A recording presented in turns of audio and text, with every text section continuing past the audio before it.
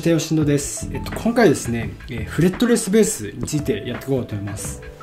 はい。で、内容としては、よくフレットレスベースとコントラバスって結構音が似てるって言われるんですけど、実際その音の違いですね。そこら辺を語っていこうっていうのと、ベース初心者がですね、フレットレスベースから始めてもいいのかっていうのと、で実際フレットレスベースって難しいのかどうなのか、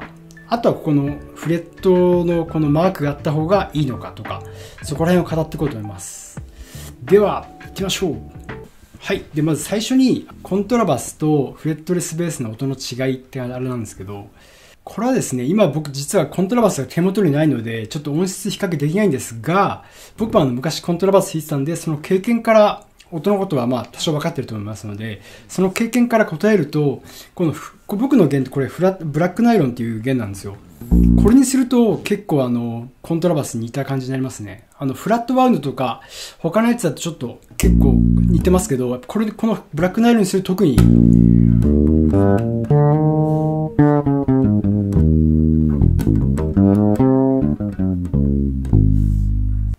だからロンカーターのCTI ってレーベルから出てるアルバムがあるんですけど、それぜひ聴いてもらいたいんですけど、結構ベースの音に結構似てるんですよね。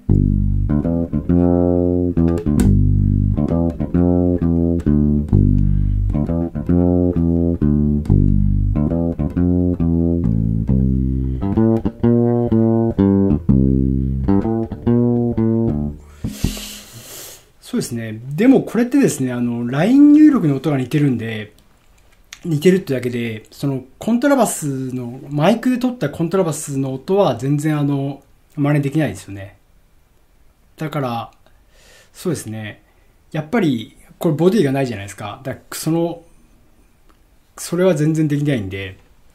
だから結局違う楽器ですね。で、音だけじゃなくてコントラバスって基本的に弦のテンションもすごい高いんですよ。だからアタックの力も全然違うし、あとこの弾き方も違う。結構開放弦多いんで、やっぱりちょっと結構エレクトリックベースって結構音が切れ気味になるっていうか、弾き方なんですけど、やっぱコントラバスの場合開放弦が多いのとテンション強い、弾き方が何より違うんで、やっぱり音がちょっと全然違いますよね。だから似てるけどやっぱり違う楽器ですね、最終的に。だから最終的にどっちがいいとかはなくて、違う楽器ですね。ただコントラバスっぽいサウンドを出したいのであれば結構いいと思います。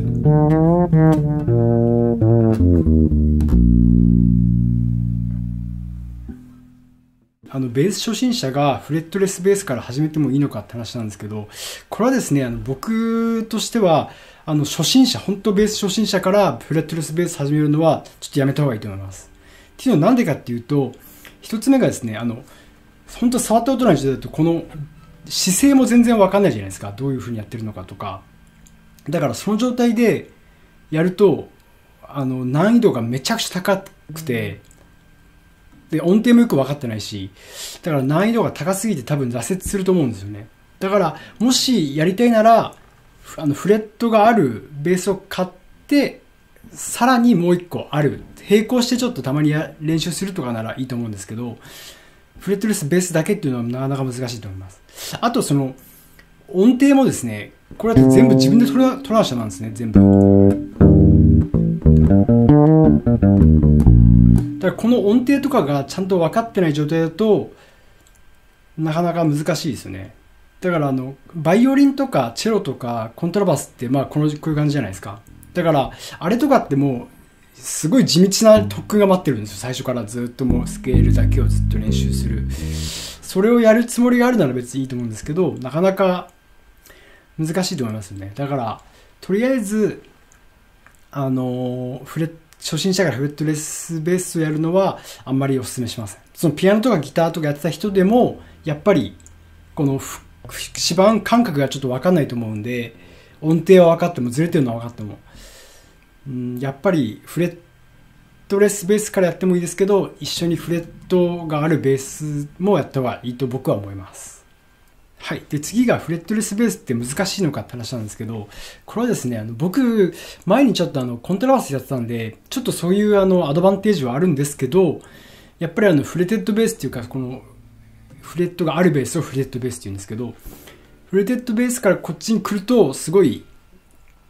最初はもうなんだこれみたいな感じになるんですけど、意外にですねいけますね。しかもこういう線がないやつでも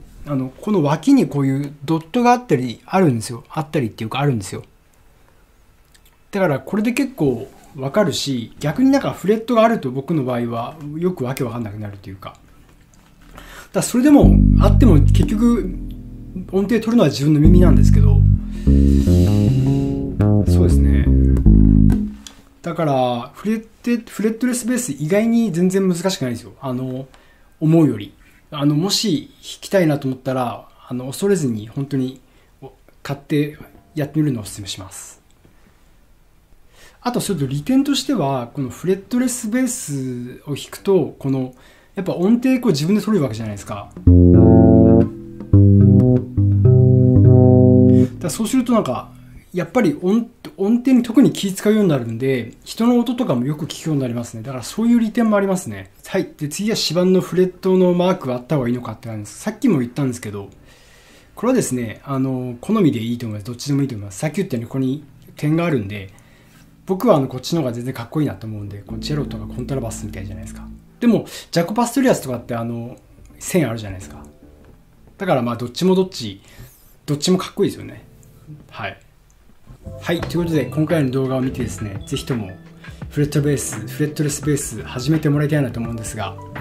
あとチャンネル登録もよろしくお願いします。いいねもよろしくお願いします。コメントもできれば、もし何かあれば。ではまた。